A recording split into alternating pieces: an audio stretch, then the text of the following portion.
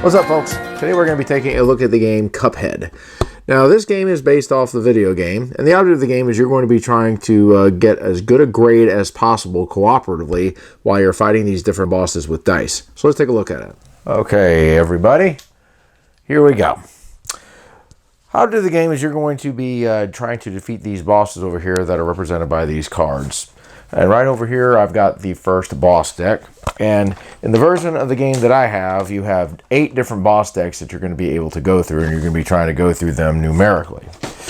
Now, in the beginning of the game, you're going to have 4 different characters that you're going to be able to choose from, and I'll go ahead and show you. There's Elder Kettle, there's Miss Chalice, there is Mugman, and then there is Cuphead, which I have got over here. So essentially what this is a dice rolling game, and you're going to be trying to hit the enemy over there and trying to deplete his points. Right now we've got one enemy over here that has 13 strength. So as you're hitting him, you're going to use this wheel over here to deduct the points, and once he gets to 0, you're going to be able to go on to the next boss. Now right here is the root pack, and what you have is you've got 3, I guess you could say, bosses in here. Once you get to the end of this deck, you're going to stop, and if you defeated the boss by that time, you'll be able to go on to the next one. If you've not, then you're going to have to reshuffle the previous pack and then keep going until you do defeat the boss. If that ends up happening, what you're going to do is you're going to take one of these time tokens over here, place it on your board, and this is going to affect your score. Speaking of the tokens, here we go. We got coins over here. We have the hit points over here, and in the beginning you're going to start with 3 unless you happen to have a power that gives you more. And then you also have what are called the Parry Tokens, and I'll talk a little bit about how those work here in just a little bit. Here are the dice, and the dice are going to have different symbols on them, and depending on what card you have, which I'll show you in a little bit, you're going to be trying to roll these particular symbols to try to do 2 things. One, you're going to try to avoid getting hit by the boss, and you're also going to be trying to hit the boss yourself. Now on this is where you're going to be placing your dice as you play them.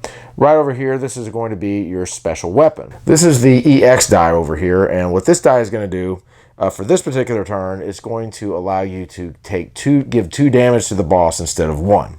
And so anytime you want to deal damage to the boss, you're going to be trying to roll this right over here. Now, and I'll talk a little bit about how that works too. Right over here are the Wallop Cards. You're going to have an opportunity to earn these, and if you do earn them, you'll have an opportunity to use these cards in place of a die to try to help. So this is the way it works. What you're going to do is you're going to go ahead and draw 3 cards, and you're going to go ahead and place them over here on the board like so. And right over here are the symbols that you're going to be trying to roll. Now, in order for you to avoid getting hit, you're going to have to roll these symbols on these particular cards. Now, if you want to try to hit the boss, you're going to be trying to roll this. Now, you're not going to be able to hit the boss with this because you're going to have to roll 2 symbols and take up 2 spaces. But in this one over here, you only need 1 of these walking shoe symbols. So you could roll the other thing and then try to get the finger point over here, which would go ahead and deal damage to the boss.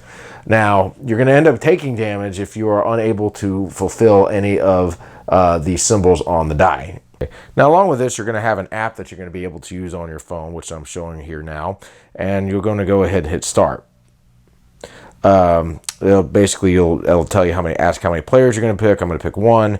Which boss number you're on right now. I'm on boss 1, and then it has the timer length, and this is going to help you determine how much time you're going to have to try to roll these dice. So for this game, I'm going to pick 20 seconds. So what I'm going to do is I'm going to hit ready, and then I'll hit ready again. And here I go. Okay, so I've rolled the boot, which is that, and I'm going to keep going. And I'll be able to skip 2 if I want to, but that's going to hurt if I do that. Okay, so I got a finger, but I can't use it yet. Okay, walking boots.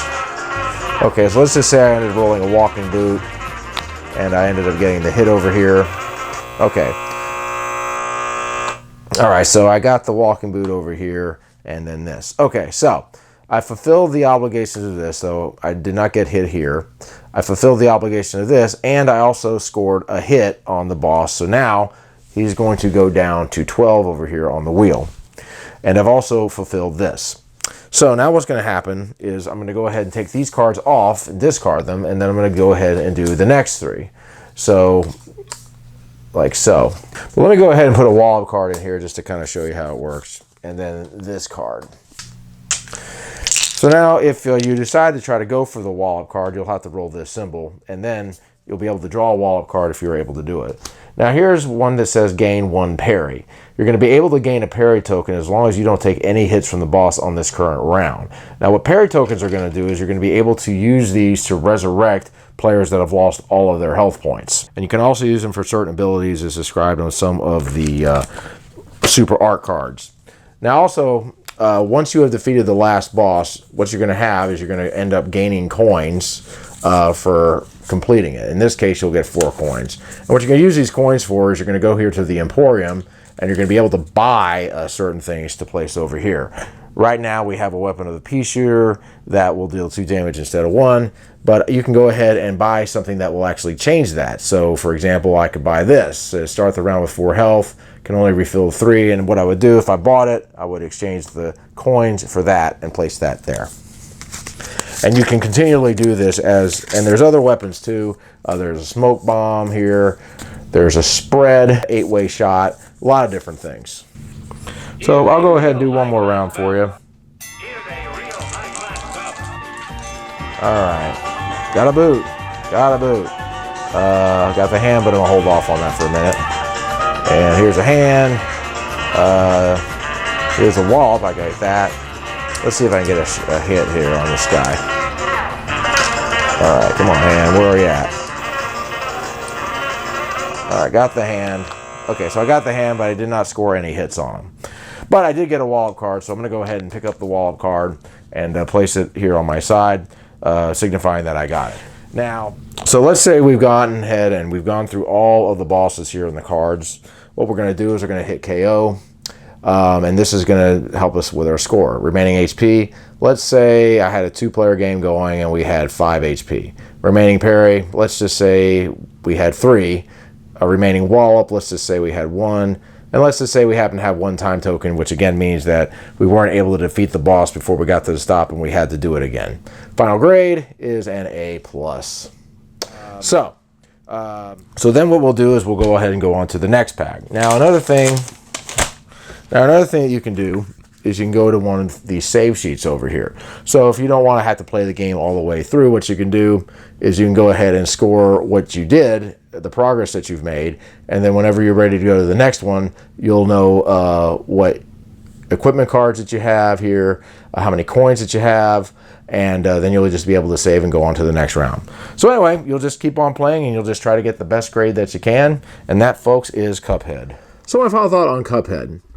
Well, this is a very good dice rolling game if you are a fan of dice rolling. With the time limits and everything like that, and having to try to roll these different things to try to avoid getting hit, and also you're having to kind of press your luck as to whether or not you want to try to hit the different enemy. So as the game progresses, it's going to start to get more difficult. And you also, of course, have those options where you can buy different weaponry. And of course, you have the save points as well. And this also has a pretty good solo mode as well. So for anybody that likes dice tucking games, definitely give this a check out. You don't have to necessarily be a fan of the video game to like this game. The cards are beautifully made. It has that vintage look to it if you're familiar with the video game. And the components are really, really nice. So yeah, I think this is a good game. Now the thing is, you don't actually have to use the app, have the app in order to keep score. On the back, it'll tell you how you can score the different points to get your grade. So you can do it manually, but the app is pretty cool. It definitely, I think, adds to the game with the music and everything. So anyway, yeah, check this game out if you're a fan of Cuphead for sure. And if you're a fan of dice chucking games where you're having to kind of press your luck and trying to place dice, give this game a look. It's pretty cool. All right, guys, that's my review of Cuphead. We'll catch you later. Keep on gaming.